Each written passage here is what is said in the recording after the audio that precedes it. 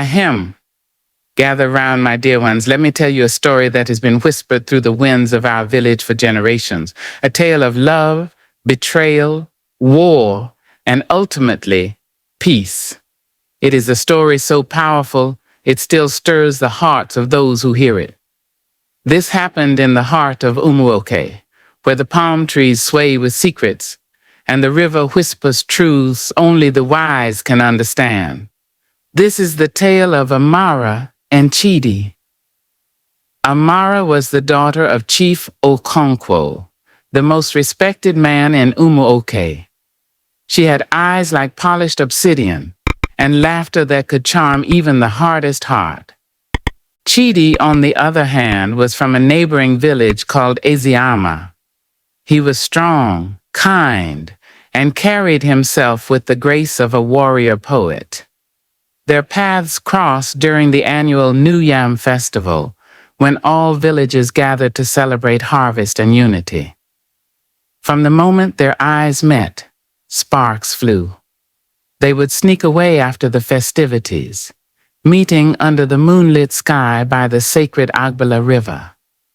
Whispers spread through both villages about their forbidden romance.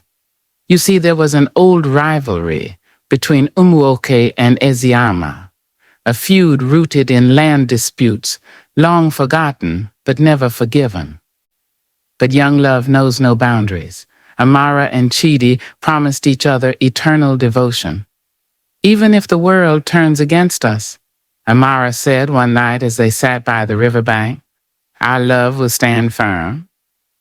Chidi smiled softly, his voice carrying the weight of hope. Then let the world try. Oh, how naive we were back then.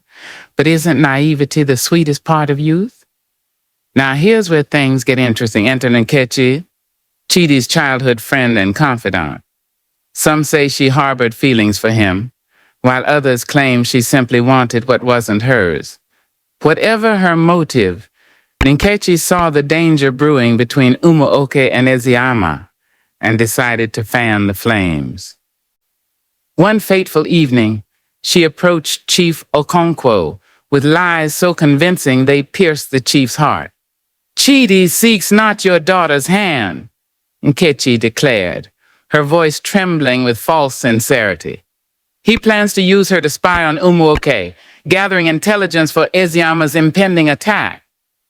Chief Okonkwo, enraged and blinded by pride, summoned Amara. Is this true? He demanded, his voice thunderous. Amara, shocked and betrayed, denied everything, but doubt had already taken root in her father's mind. That same night, he ordered Chidi banished from Umuoke forever. Word reached Eziama quickly. Furious at the accusations, the elders of Eziama accused Umuoke of spreading falsehoods.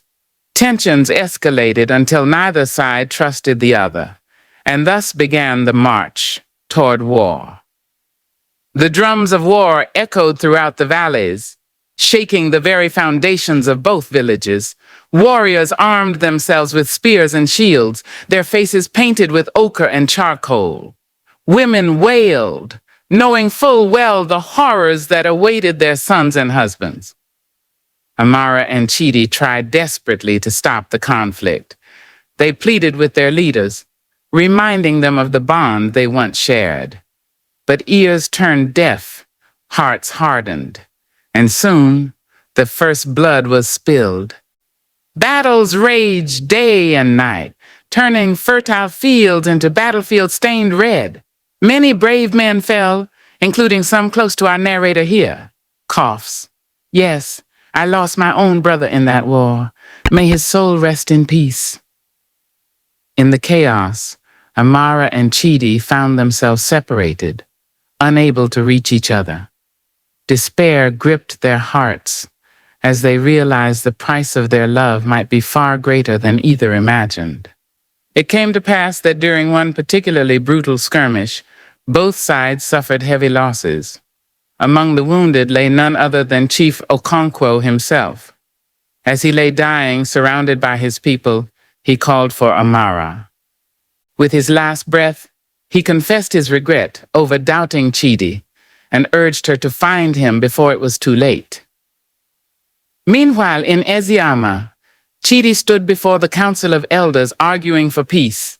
"We fight over a lie," he cried. "Our hatred blinds us to the truth, that we are brothers bound by history and culture." Inspired by his words, the elders agreed to send emissaries to Umuoke to negotiate a truce. But time was running out.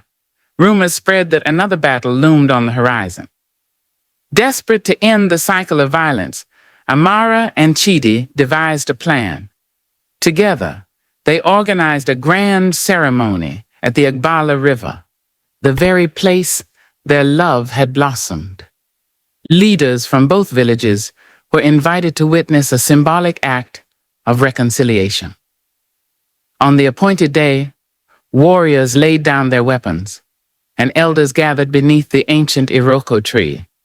Amara and Chidi stood together, holding hands as they spoke of forgiveness and unity.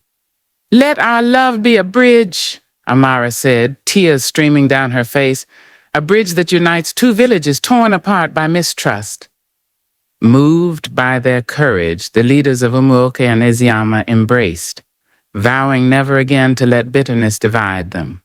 A new treaty was signed, sealing the peace with offerings of yams, cola nuts, and palm wine. Today, the Agbala River flows peacefully, its waters reflecting the harmony restored between Umuoke and Eziyama.